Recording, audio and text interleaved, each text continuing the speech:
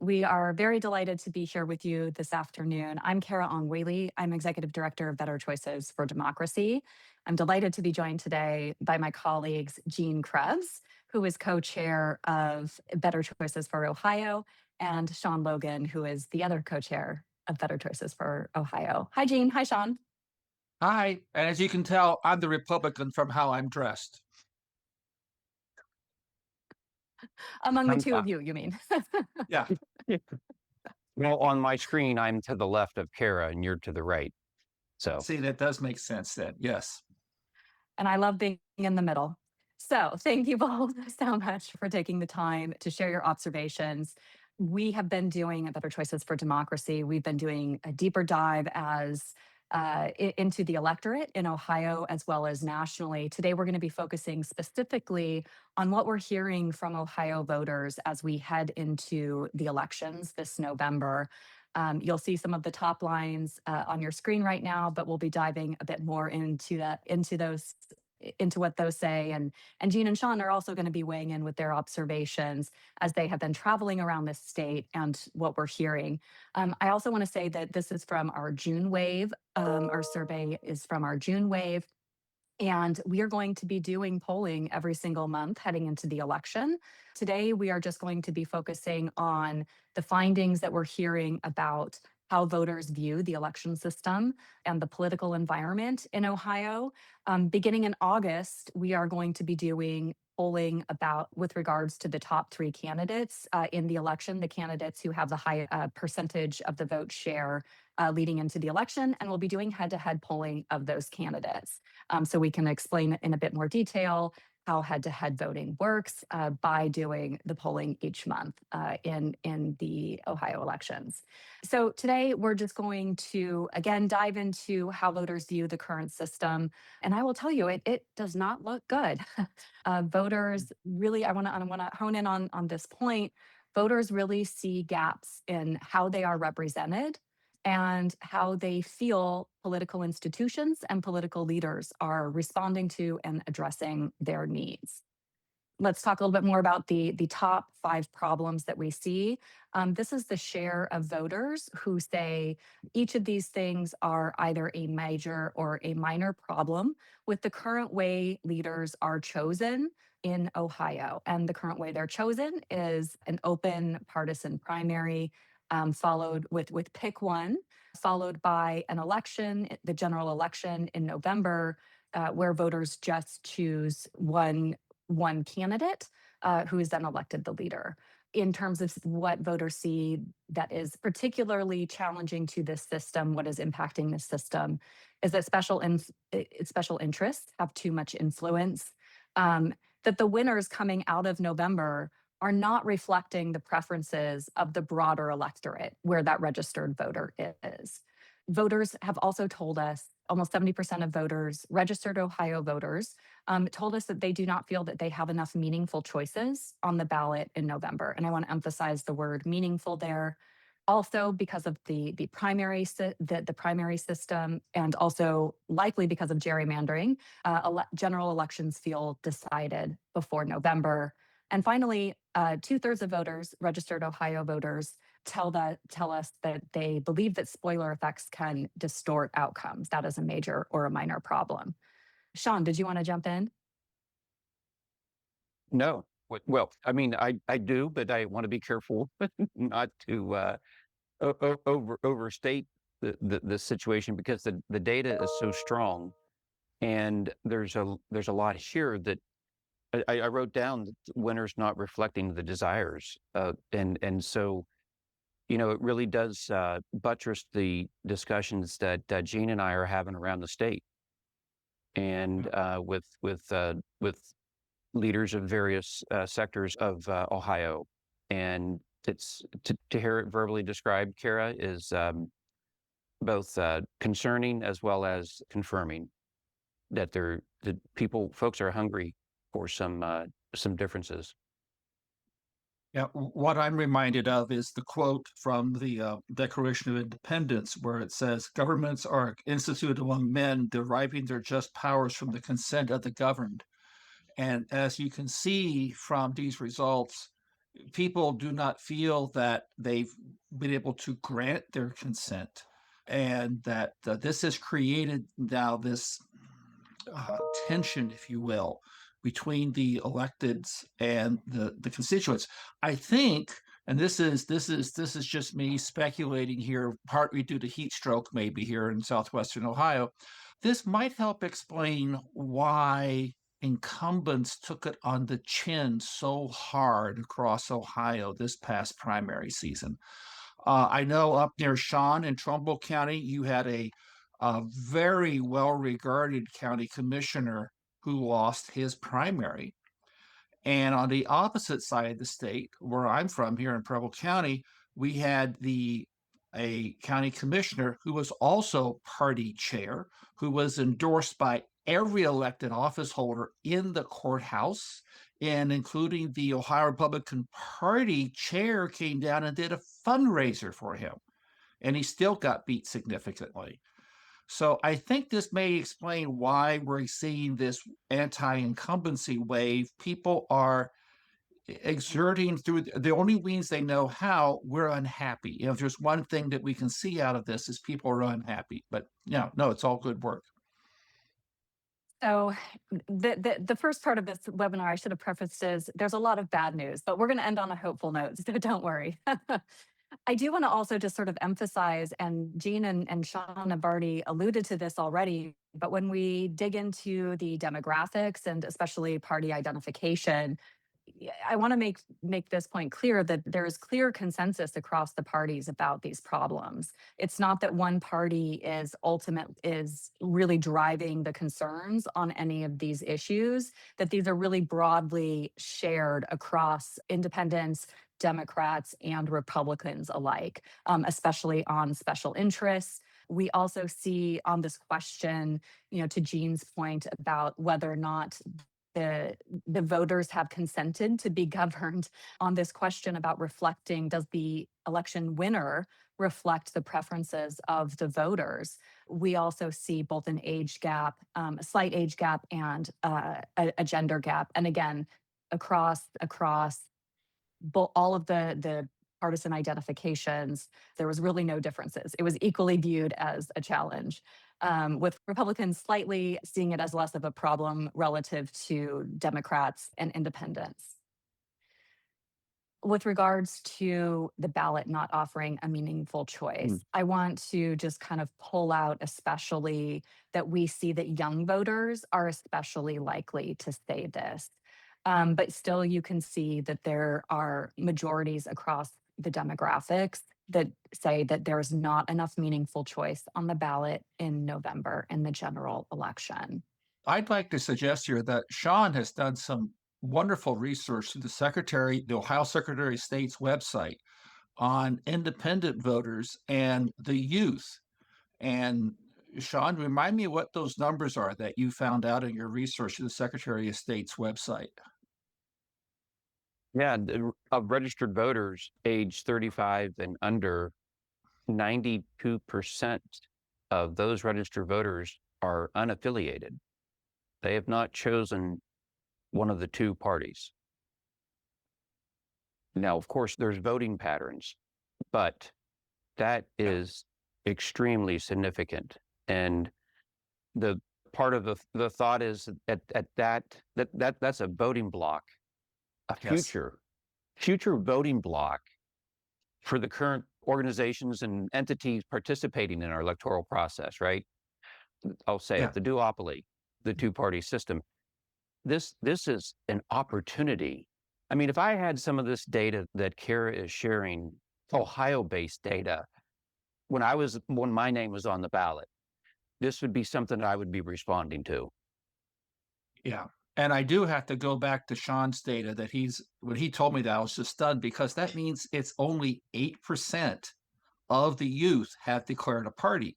And so by the time you back out the children as sitting members of the General Assembly, you back out the college Republicans and the college Democrats. In think tank world, we have this statistical analysis called diddly squat. And I think the numbers then of youth who are not children of somebody already invested in or in the college Republicans or college Democrats, I think that number is diddly squat.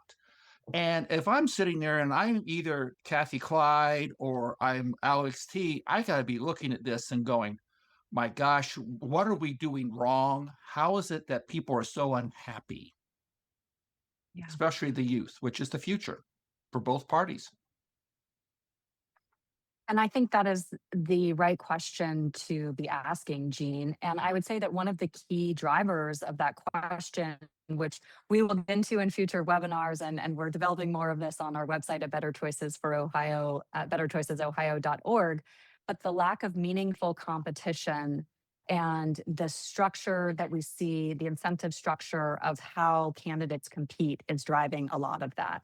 If there are all of these available voters, why is it that candidates don't feel like they need to compete to get more young voters to vote for them? So that's definitely something we'll be exploring more as we continue throughout the election cycle.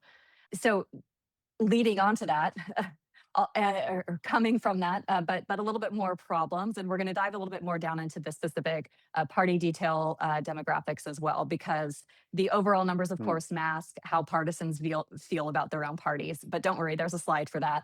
But this is really, really concerning for me. Now, overall, this is what voters say when we ask voters, how much do you think? And they were individual questions. How much do you think your member of Congress cares about you? How much do you think your state elected leaders care about you?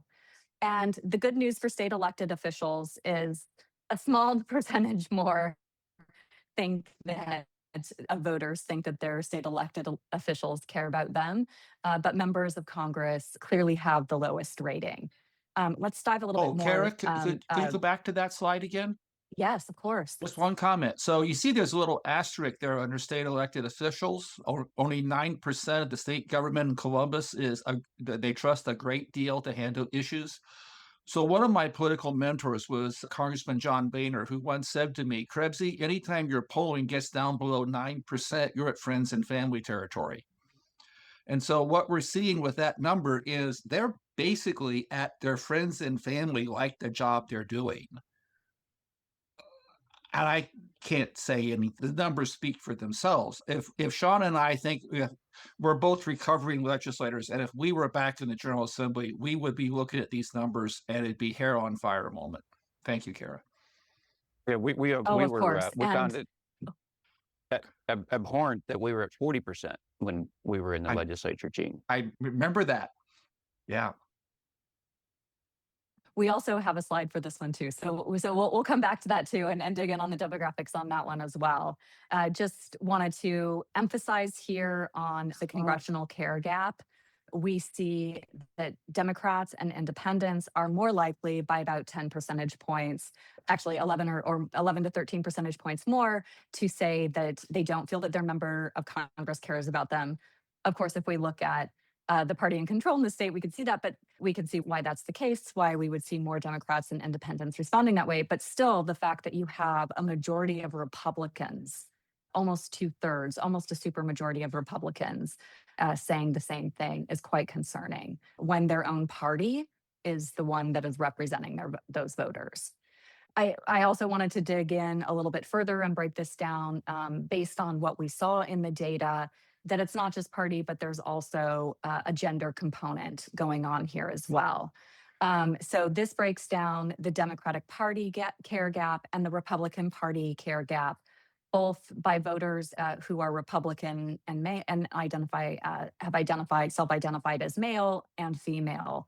Again, on all of the parties. So note that we see that independents are most strongly feel that they do not think that the parties care about them. And it's especially true of women independents and the women in the out party, except for just a slight difference here, but within the margin of error for men and women. But again, the key point here, and this relates to the levels of statistical significance, the much darker blue is a stronger, is the strongest correlation in the data, and things to point out, again, who is feeling that the party does not care about them. Oh, Jean, to your point. So here is our slide on trust in the state government to handle issues that matter. And actually what we find in the data is that independents, especially and actually older voters, are the most frustrated with how state government is functioning. And I noted on that previous slide that it's 9.2% say a great deal. When we add in anyone who says a great deal or a lot, so all of when we combine those responses, it gets us to the 22, 23, 33 percentage point numbers. And so a really important question for us then is how does this relate to accountability, electoral accountability, accountability to voters, and how does this relate to the outcomes that voters would like to see in terms of legislative policy making? Gene, any more thoughts before I go on? I don't want to give Nope. you the short shrift. Good. Nope. Nope. Okay. This is my last slide, I promise, on data. I will be happy to share the slides, and I'm also going to show folks where they can dive in much deeper. We are committed to transparency, and we have put our data in a very usable dashboard. You can dive into the data and use it yourselves and play around with different demographics and compare across demographic groups.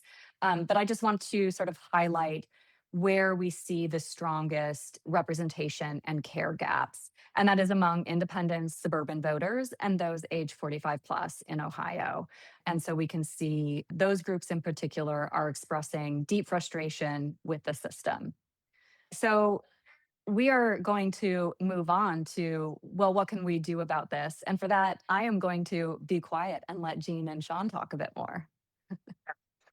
Okay. John? Yeah, so Ohio's primary election system is described as open partisan, but Gene and I both have personal experiences of family members sharing with us that they wanted to vote for someone that wasn't on the ballot that they chose, and the sinking in of that there's very limited all voter participation in choosing what recommending who the choices are in the fall. And so opening up a primary where you do not have to declare, because we're spending taxpayer money at these primaries, right? But not all taxpayers / registered voters are getting to vote. So we know all registered voters are taxpayers. So they're not able to have a voice without choosing, being forced to choose a certain category of association. And so opening up that primary and having all candidates and whatever self-declared partisan affiliation or no affiliation, if that's what they wish, is what is included in State Senator Bill Blessing's Substitute Senate Bill 395, is to have an all voter, all candidate primary system. And so how that works is that you and the voter, you go in the May primary and you cast your ballot for that office for the one favorite candidate that appears on that ballot. It is a ballot that will include all the people running, all the candidates running. We also front load at this time all the independents and the minor party candidates too, so that you do not end up with a spoiler effect later on. Okay. We front load all this. And so what happens, so you get the most accurate. So on election day in November, you get the result that most accurately reflects the goals and aspirations of the voting public. So what happens then is that on that May primary date, they walk in, you pick your one favorite person, the top three from that election move on to a head-to-head contest in the fall, like a round robin. And what you do is you walk in, and as you can see here in the vote, it's Anna, Bob, Anna versus Carla, and then Bob versus Carla. And you go, all right, I like Anna more than Bob. I like Anna more than Carla. And you vote for Carla over Bob. Basically, it's very simple. It's all done right there. And the math is now in front of the math curtain. It's very transparent. if you go to the website, it'll take you actually through a simulation for Ohio as all the results come in from all the counties, and it all gets mashed up. And as you can see there, Anna is the preferred candidate by the consensus of the voters on that in that election cycle. And so what you get then is somebody who actually now has a real mandate to run, I'm sorry, a real mandate to govern. They have confidence in the people that they elected them, and it's a broad support, not a narrow support. What am I missing, Sean? I think you described it very well. I mean, this is about increasing the competition within our electoral process. There's that competition is healthy. And when you have a way of slightly altering, opening up the primaries to all voters, all candidates, and then having a very simple solution of what is the next step after you open the primary, and especially with all, as you said, it's all right in front of them on a head-to-head election, And general election. I should also mention this particular process has deep Ohio roots. This was designed by Ned Foley, who teaches law at The Ohio State University. He's former Republican Solicitor General for Ohio. And Eric Miskin, who teaches at Harvard, won a 2007 Nobel Prize, which I gather is something big, I don't know, in economics and math for his work in game theory. And they wanted to come up with a electoral system that basically creates a system where the winner is the consensus choice, the person with the most amount of support by the greatest amount of people. And Sean ran an interesting experiment with artificial intelligence on this the other day. Yeah, well, someone I was having lunch with discussing this election innovation, and they decided to run it through AI as we were sitting there, and I had never thought to do that. And it could not come up with a solid way of it being gamed. Yeah. Gamed by parties, gamed by candidates, gamed by other actors that may or may not have a desire for the most consensus choice. And so, yeah, it was very, very interesting. I just will also point out that the step 2 here, which is the general election, the head-to-head matchups, that's very similar to what Ohio voters do right now when they vote for school board members. They're voting for not more than 3, usually at a time. And so this is blackening in 2 more ovals for each office. We should say that the target audience or the target offices for this in what is called a voter nominated system. I meant to stress that earlier. The step 1 is what we call the voter nominated system, as opposed to partisan party nomination system. But parties are still very relevant. Perhaps more relevant than they are now. Yeah, informing their voters, their likely voters, what to expect in the primary when they go into the voting booth. But step 2 is really, nothing more than blackening in 2 more ovals for each office. So the offices are United States Senate, United States Congress, the statewide, what we call constitutional or row offices, from governor all the way through to, say, state treasurer, plus the Ohio General Assembly, the Ohio Senate, the 33 Ohio senators, the 99 Ohio House representatives, state reps. So that's it. So it doesn't apply to local school board races as drafted under substitute Senate Bill 395. But it is an example of how simple the next step is, number 2, to get to the consensus choice in step 3 in this chart. So thank you both so much. I want to go ahead and just I should have said this earlier and I apologize for not, but we would love to take some questions if anyone has them from the audience, either about the data or about top three plus head-to-head voting in the general election. If you have a question, please feel free to use the Q&A function. And it looks like we actually do have a couple of questions coming in already. So I'll pose them to you both. And the first one comes from Michael. Love this idea as a voter that I can vote for the best candidate in every race. Is this being proposed for state and federal elections? Actually, Sean did just answer that. So yes, it's primarily, it would be used for members of Congress, the state legislative races. We very much would love for localities to adopt it where appropriate, but they're not going to be required to do that. And then also at the presidential, we hope to get there at the presidential level as well, but that requires working with the national parties because they have a specific nomination process. So thank you so much for that question, Michael. Hannah asks, can you elaborate on why this would be more effective and representative than ranked choice voting? I would presume its simplicity is a major factor. Yes, you are quite correct. And I think the issue is, so Sean and I were fans of the ranked choice model. And then November of 2024 came around. It was on the ballot in 5 states.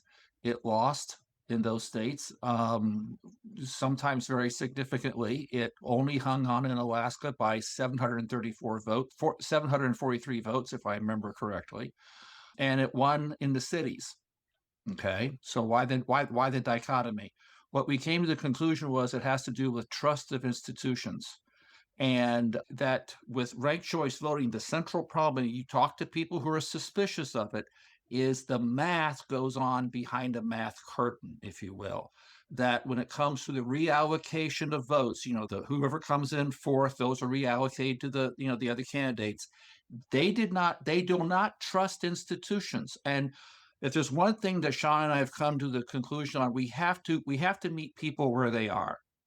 And where they are is they want to see the math. Well, this is a very transparent form of reform. And when Sean and I actually first encountered this at a conference that was on the webinar from the American Enterprise Institute, where Ned Foley of Ohio State was doing the presentation, I promptly called up Sean and I said, I just had my brain exploded by what I just witnessed here. All of our preconceived ideas of how things should work have been totally destroyed. I'm going to have to eat crow yet again. By the way, in case you're wondering out there, I've eaten so much crow over my life, I can tell you what wine goes well with crow. It's a Pinot Noir.